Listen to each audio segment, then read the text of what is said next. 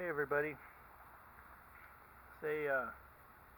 wanted to share something with you today on something I kind of stumbled across, and it may be something significant, I think. Um, as I was sitting in the back the other day, I'd been following, recently been going back and forth a little bit with this Flintknapper. He goes on Facebook under Napping Yucatan, and he's got some controversial views on the whole thing of archaeology and modern flint napping as it applies to archaeology, and how things are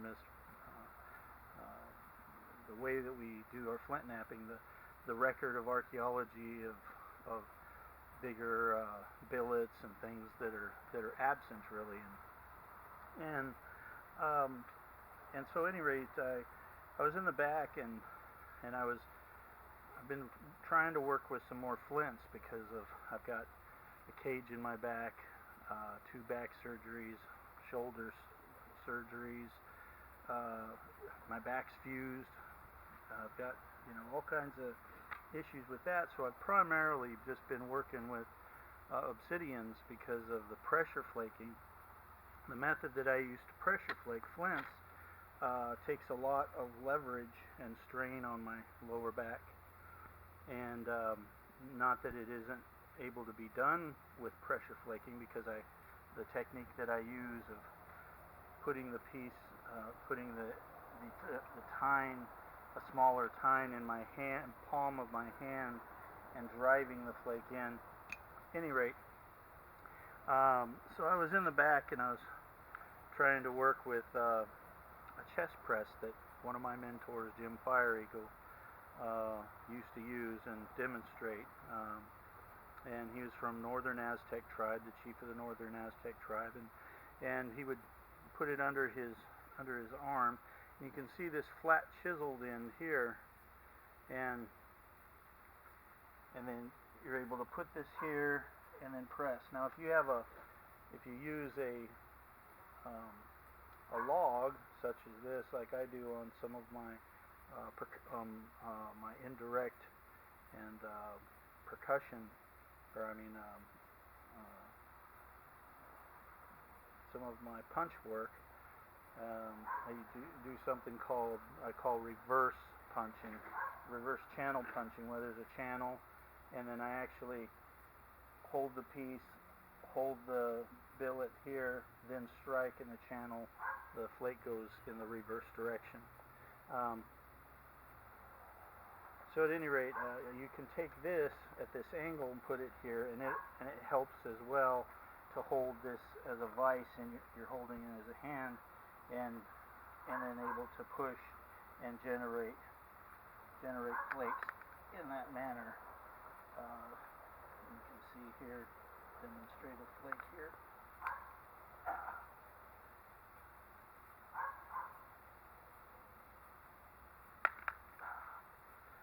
You can see it pops the flakes.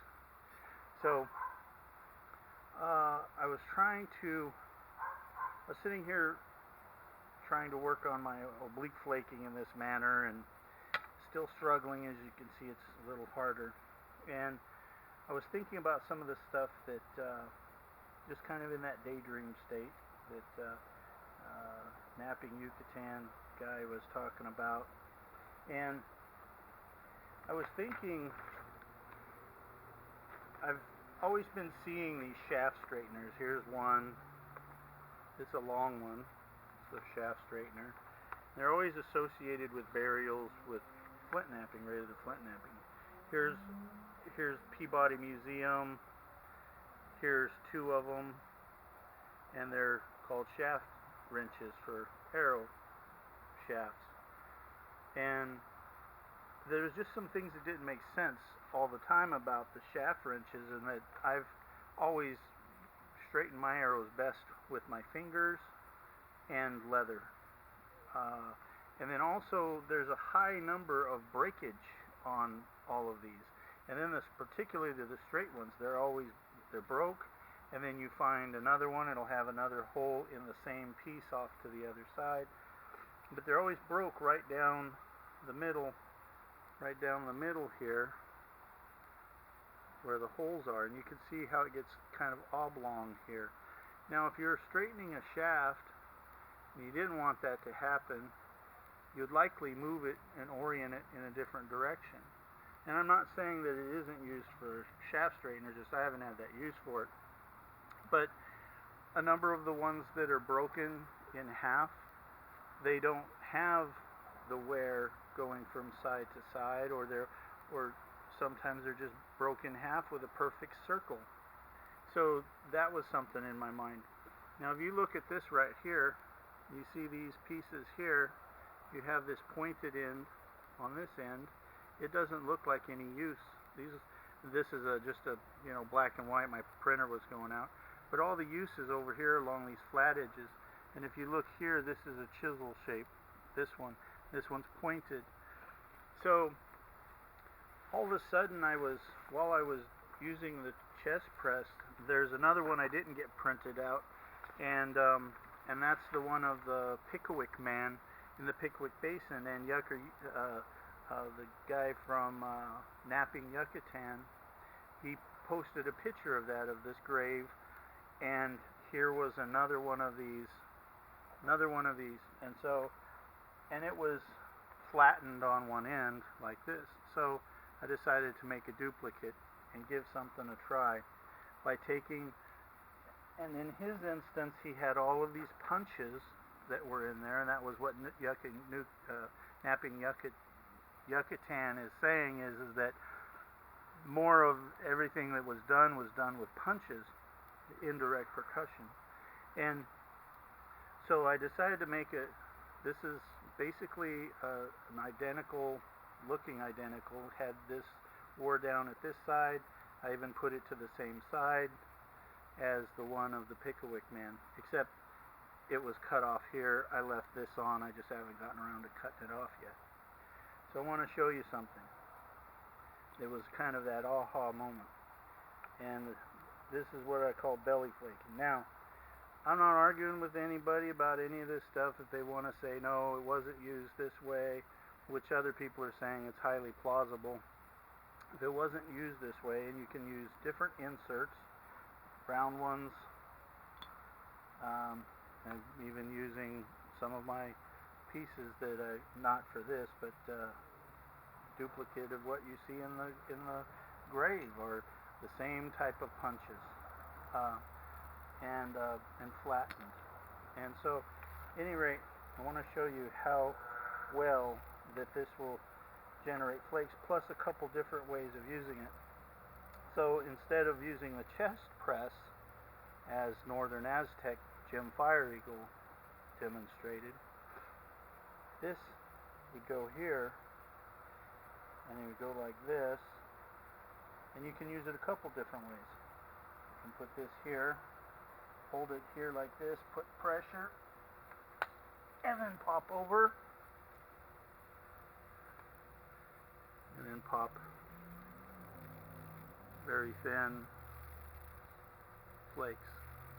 And I think you can see my pressure that I'm having to push, even with the over the chest press, is much less. Put this here like this on the leg, or I can use my anvil. I was having really good success the other day using my log. I call it an anvil, my log anvil. Using that because I can turn it. You can see it's built to the side. I can turn it and get different angles. But this you can just anchor up against the side of your leg, push here, and I'm pushing like that. And as you can see here, bam. Now I want to show you another way that you can use this. Now keep in mind you can switch from a chisel tool to one that's more rounded, also wood. This is the other thing as well. So here's a little bit of a rounder bulb. I go like this, hold it, push into my hand.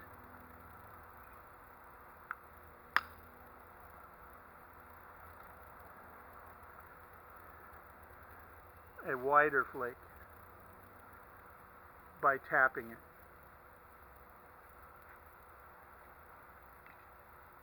So, irregardless, if this is not an ancient tool that has been overlooked all this time, this tool is something that helps people like me who will be able to start flint knapping with flints again who have disabilities.